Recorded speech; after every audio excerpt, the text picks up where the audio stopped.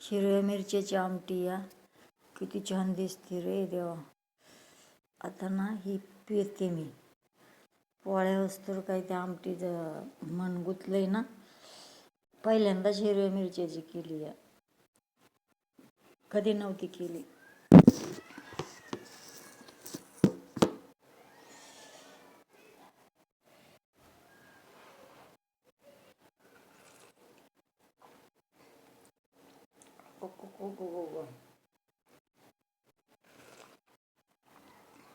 लयच भारी टेस्टी झाली आहे हिरवी मिरचीची.